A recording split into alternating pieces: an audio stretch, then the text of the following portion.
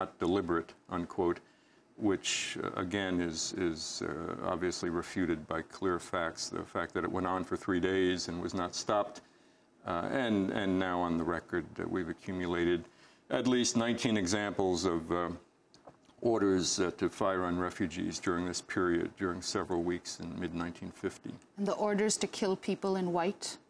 And this was another aspect of this whole story, that the Air Force in particular had it in its head that people in white could be enemy threat. Wearing white clothes. Wearing white clothes. Now most Koreans, civilians, wore white clothes during this period, but this all stemmed from the fact that the rumors were that North Korean soldiers were infiltrating the American lines in civilian clothes, meaning in white.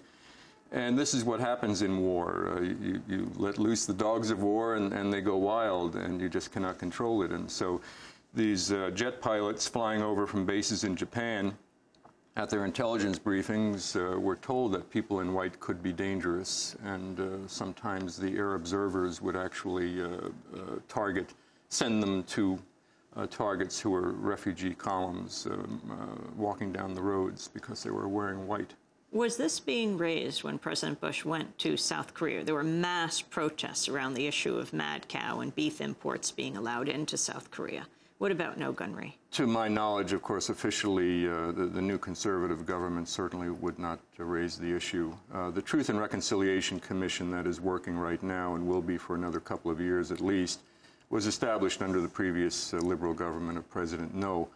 President Lee's current government certainly, I'm sure even behind closed doors, would not raise the issue. I suspect some of the protesters in the streets may be holding up placards mentioning no gunnery and related incidents, but it seems to be overshadowed by the beef dispute and others.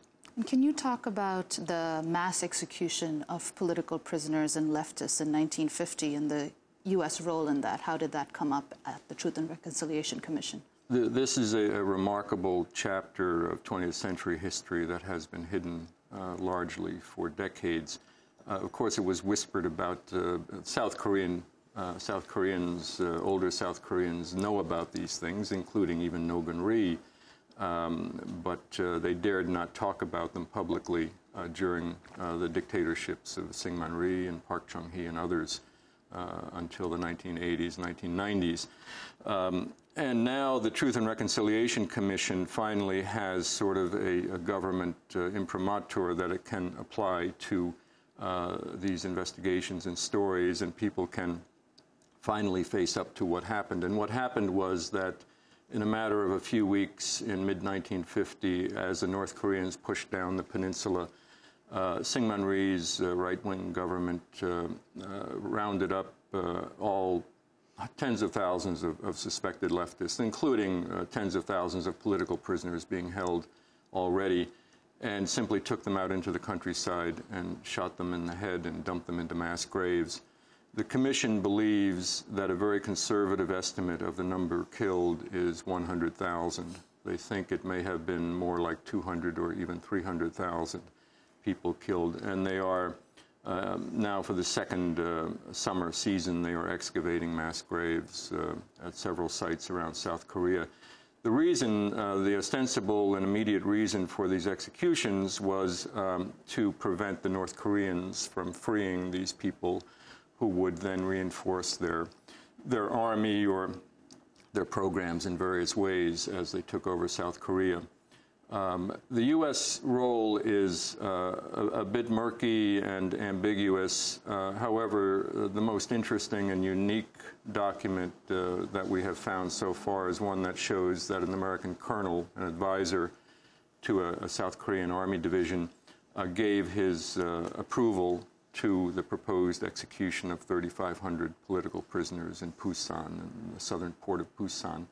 And subsequent to that, thousands of political prisoners were indeed killed in Busan. But otherwise, the U.S. Embassy, Ambassador Muccio and his staff, at times expressed disapproval to South Korean officials about these mass summary executions, which, by the way, at times included many women and even children.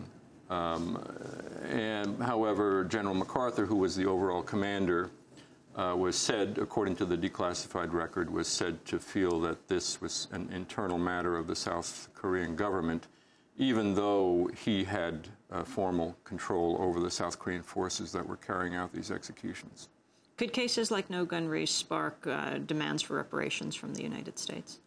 Well, this is the key question, of course.